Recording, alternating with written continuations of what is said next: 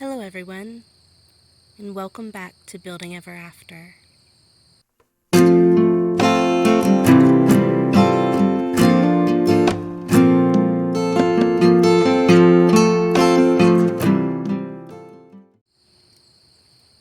This morning, I figured I would have a little work day in the garden, get a few things done, and I thought I would bring you guys along with me as I do all of that.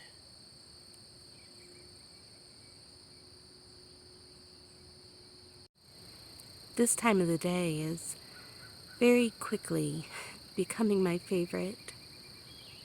I love the stillness of the morning and listening to everything wake up. Seeing the sun starting to come up and over the trees and through the trees.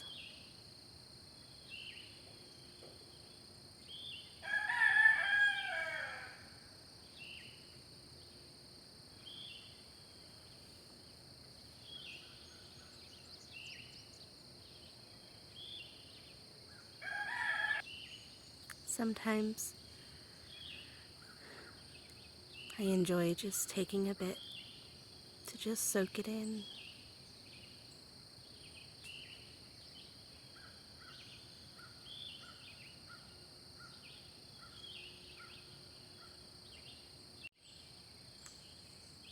All right. Well, as much as I would love to just sit and listen and be, I know that my time is limited out here. So let's begin, shall we?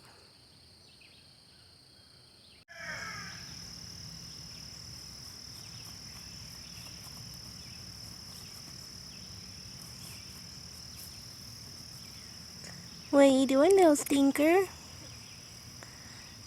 I probably should stop you. But you're very cute digging in the dirt, like a little country dog.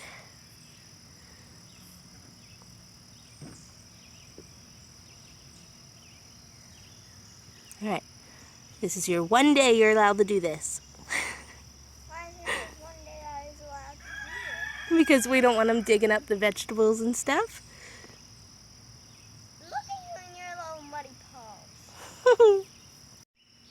Alright, so I was taking a quick little water break for a second, but I noticed over here too, when I first came out this morning, something had dug another spot next to the little tomato I have here.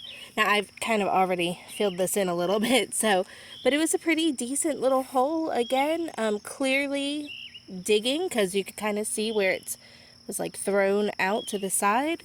But everything else is undisturbed, like not affected in any way, shape, or form. It didn't even mess with this plant that it was right next to. So I don't know. And this isn't happening anywhere else in the garden, only in these 2 rows where I had put the egg with the tomato plants. So I don't know. I'm not quite sure what's doing this. Maybe we'll figure it out, or maybe we won't. But thankfully for now, everything seems okay and not harmed in any way. So very happy about that. But I'm going to get back to work a little bit and wrap it up. The sun is getting ready to boot me out of here. All right. All right. Here it is. Here comes the sun. It's coming across.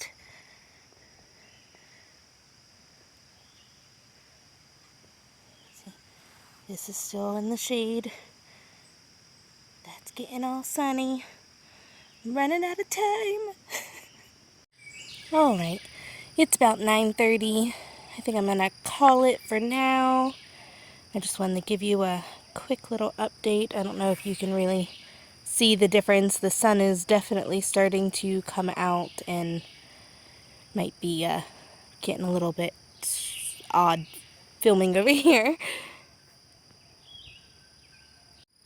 Come over to the other side, might be able to see it a little bit better. So There we go. All right, so let's see. I came out here at about, let's see, started actively working at about 8 o'clock this morning, and it is now just about 9:30. So about an hour and a half. I took a couple of breaks in there. My daughter woke up and we kind of spoke for a few minutes, got her set up on an activity. And then I did have 2 frogs and 1 blue-tailed skink. Nice little way, though, wake you up in the morning, little shot of adrenaline. I don't mind the insects so much, but the reptiles and amphibians are just not really my favorite. I'm not afraid of frogs. I quite like frogs when I know they're there. I love listening to them in the evening, and I think they're very cozy. You know, you kind of see a lot of cottagecore stuff that has little froggies. But I don't appreciate finding them abruptly in the middle of completely not paying attention and just kind of zoned out. But thankfully that was it. No other major visitors, no snakes. Thank goodness. I still haven't had one of those. I am, really, really dreading that experience when it does happen. But the salamanders and skinks and stuff get me pretty good. I really, really have struggled to adjust to those the most. I'm not a big fan of those. And I know, before you come for me, I know how beneficial they are. But I can't get down with it. But okay, so I wanted to talk a little bit about the beds, though, and just kind of this bed that I'm working on. All right, so all 3 of these in-ground beds were not my original plan for this garden. As I discussed in my last video, the garden tour, I really am not a big fan of in-ground gardening, and I prefer kind of a Ruth Stout method or Back to Eden or just raised bed in general with heavy mulching. That's kind of what I would really like to do in the future. But it came down to this decision this year of, am I only going to have the one bed again, the one raised bed again, or do I want to attempt in-ground gardening? Largely what I had hoped to do was to have wood chips to just spread throughout the whole garden and just to really explore that in a much larger way. And I was on all of the different sites like the Chip Drop and the local Facebook groups and all of those things, and I could not get my hands on wood chips. So I didn't have the money to build a bunch of beds, and I didn't have wood chips to just be able to heavily mulch it. And so again, it was a decision of, do I just have the one raised bed, or do I expand and try in-ground gardening? And so I think it's fairly obvious which one I chose. I had very ambitious goals this year, and I just kind of wanted to throw everything I could at it. And so I was very, very fortunate. My father came down around Easter, and he brought his tiller with him, and he gave these areas kind of a good once-over with the tiller. But we have very, very heavy clay soil and lots of rocks. We are up in the foothills, and so we have lots of big rocks in our yard. And I do mean some very, very large rocks. These are some huge boulders that have been pulled out, and over in our woods we have some that are practically the size of our home. So I was so very, very thankful and appreciative of him for coming out and tilling this for us. Unfortunately, a little bit of lack of knowledge of recognizing what the step was after that. And then also, we had some challenges come up in our personal life. We had a pretty substantial death in our family, and so we were kind of out of commission for several weeks right after we had tilled this land. And so it all but regrew. And that's a big part of why there is still just so much along the fences and on the sides, and this never really fully got established. We ran the tiller over it, and then we left it for a good month. And once I came back out here, I have been doing all of the rest of this with hand tools. I no longer have access to that same tiller. My father lives several hours away, so it's not exactly a short thing for us to hop over and just say, hey, we need to borrow that again. Um, so all of this is just kind of done by hand. And so I want to talk a little bit about the tools that I am using. Because if you're like me and you are starting this with sincerely next to no knowledge, maybe I can save you a little bit of headache here. Or it is also possible that this is the worst possible way of doing this. And maybe you can let me know in the comments and say, hey, you're really making more work for yourself, which would be really great. I really welcome that feedback if you have some advice on how to make this easier, because let me tell you, this has not been a very enjoyable process.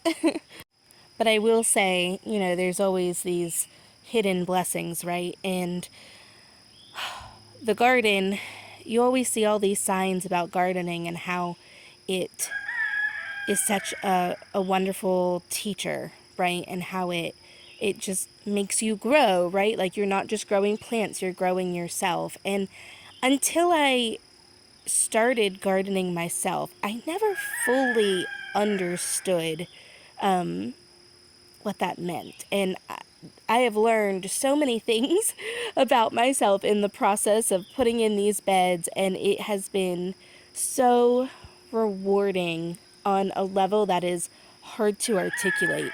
But it has also been one of the hardest things that I have had to do, because, we are living in a society where if you want to quit, you just quit, and you get someone else to do it, or you find an easier option, or we're not really designed to kind of push through and persevere, and that's just not what society encourages us to do anymore. And there's kind of this moment where you get so frustrated and you maybe throw your tools down and you just walk inside and you just kind of throw your hands up in the air and you're just so done and so over it. And then you have to look yourself in the face and confront that part of yourself. And you have to choose.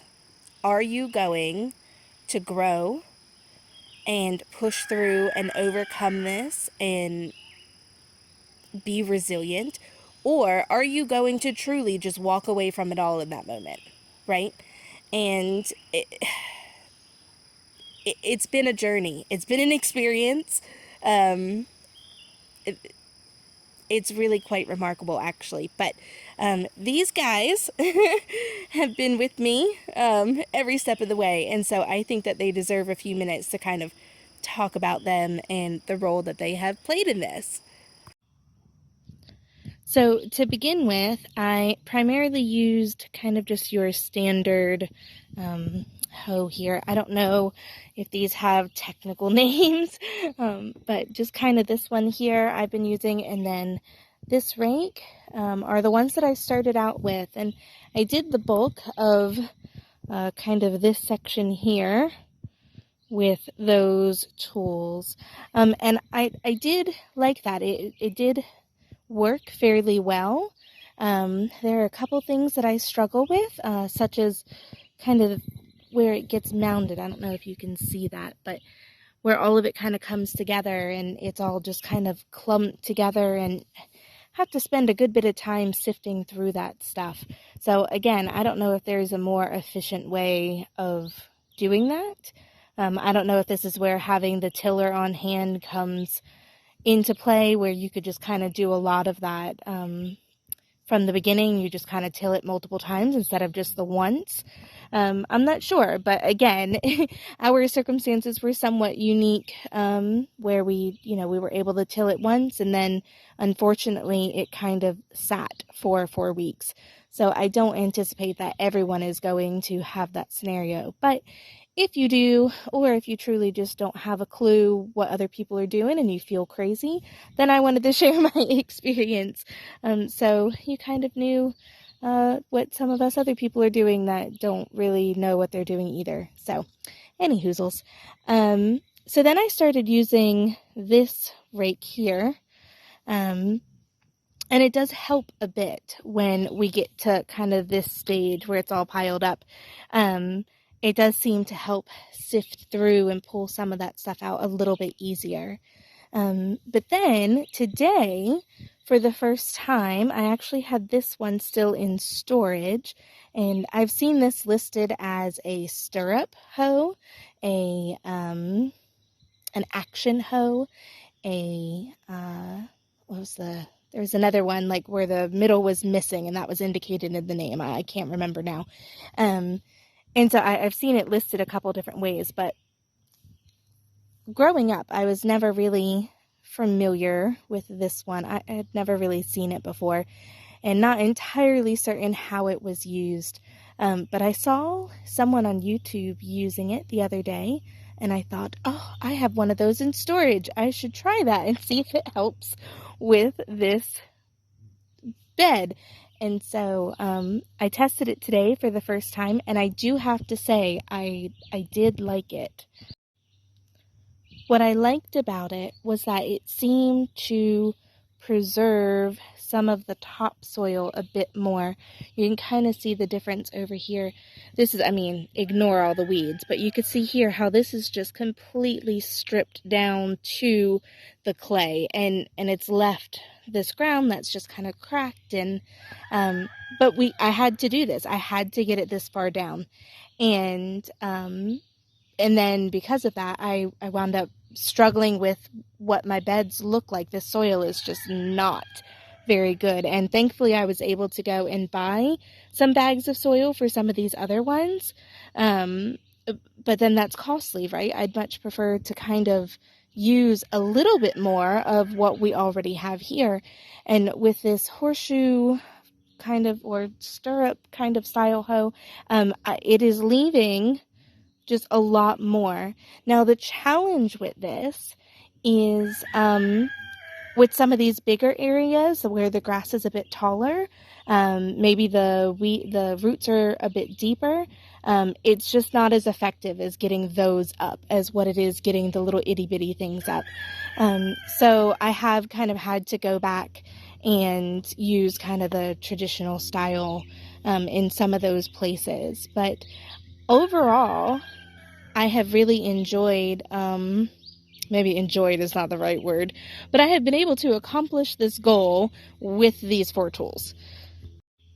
Something else that was obviously very helpful is just having a wheelbarrow, just to be able to haul that stuff out of here. But we've also used a bucket. I had this full of soil, and this is the only one we have, and we don't have any other, little gadgets or gizmos or ways of holding things. And so we also just kind of piled some buckets high with some of this stuff and moved it to the compost or to the woods, depending on what was in it. I believe in just starting where you can, and I believe in doing what you can with what you have. And so really, I just kind of want to maybe give a little bit of hope to somebody who has some old broken down tools that have been sitting in a shed that you don't even know what they do. You've never really used them before. You're just kind of feeling maybe a little bit lost and like, gosh, is it really this hard? And is there a better way to do this? And, maybe there is, but, does that mean that you shouldn't try it all? No, I don't think so. I think you use what you have, you do the best that you can, and then when you learn something new, then you change and you grow and you adapt and you learn. But yeah, so that has kind of been my process so far. Just running it over with the lawnmower, then the tiller once, then kind of just hitting it with these 4 tools here and just kind of working it little by little by little. And we're getting there, and things are growing, and it's very exciting. So yeah, I think now I'm gonna the sun is starting to go down a little bit. It's cooled off a bit. It's nice and shady here in the garden again, and I'm gonna try and work a little bit more on this bed and get it cleared out a bit more for some more plants to be put in the ground. Yeah, so I'll kind of show you what that progress looks like in a little bit. All right, here is the finished product, for now at least. I still have some other things to do on it. This took me roughly somewhere around 3-ish heavily interrupted hours. So took a lot of breaks. Took a lot of breaks for other people, not just myself. Last night I didn't really get to do any work on it while we were out here. I had just started, and my daughter actually wound up getting hurt. She's fine. It was just a little cut, but needed attention. And then by the time we had handled that situation, it was kind of time for dinner and then books before bed and then bedtime. So I didn't really get any time on it last night. So mostly just yesterday morning and this morning. And this is what I've got. So I am so happy. The only other part that I still need to do this intensive of work is in this little stretch here where the blueberry bushes are. And the rest of this just needs, to be like weeded and things like that. Still needs work. Still hoping to get that done in the next couple days. But this was my main priority for the last 2 days. So my next step with this bed is deciding if I am going to purchase more soil from the store to use to make my rows, or if I am going to try and use this kind of topsoil that I have here. I have done both, and with the purchase soil, I really appreciated just being able to kind of open the bag and pour it in a row. When I was doing our own soil, it's just, once it dries, it really is not the best, and it's just cracked and dry and just not super great. And then it leaves the walkway in between the rows. I can't tell if the sun's blocking the view of this or not. It's definitely blocking my view. But in between the rows, it just gets completely bare bottom to the hard clay. So you could see it starts just cracking, and so there it goes. I think it focused better. It's hard to see out here in the sunlight. This is not the best time to film. Gosh, these rows need some serious attention. But anyway, we're not going to think about that right now. But with this bed, something that is different than with these other ones that I have done is these had very little. I don't know if it was just the way that I was kind of tilling this land up. I don't know if it, I kind of just took more away. I don't know. I do know that the that new tool that I am using, the weeding hoe, I think is one of the names of it, that helped tremendously in salvaging some of the topsoil and kind of loosening it up a little bit more too. So this situation is kind of one that I haven't had. In these first 2 small beds, there was enough, but I was just scraping at the bottom, and it really hasn't turned out a really fantastic product. In this bed, there was like none. It was non-negotiable. There was just absolutely none to work with, and I didn't have a choice. But now in this one, this soil actually looks decent. I mean, don't get me wrong. I'm sure that there is more I could take out of this. I'm sure there are, clumps of clay and stuff. I can get up a little closer here maybe and kind of just see like this is, I mean, there, you know, there's some little clumps and things in here, but for the most part, like, there's quite a bit here. So I'm not sure. So that was on my agenda to go ahead and make the rows. But I just don't know how I'm doing that yet. So I'm going to pause here. And I'm going to think about that a little bit, and I might play around with it and see what it actually looks like once I start kind of hilling it up into the rows and stuff. But yeah, so there we go. I thought I would just kind of share this process with you guys, how a beginner with very little knowledge takes completely grass-filled land and turns it into an in-ground garden bed using mostly just hand tools. So there you go. I hope you guys enjoyed this video, kind of coming along a little bit. I hope in the future I can get a good tripod where I can actually film some of the actual work. Right now, you know, it's just me doing this, so it's kind of hard to have a camera in one hand and also, you know, kind of be doing this really strenuous physical work. So I kind of was stuck with a before and after style. But I hope you guys enjoyed it. Thanks for coming along and spending the morning with me these 2 mornings. I really appreciate it. And I hope you guys have a wonderful day wherever you are. And until next time, we wish you a happy ever after. Thanks, guys. Like this video, like and subscribe. Or just leave us a comment. That's fine too. Until next time, bye!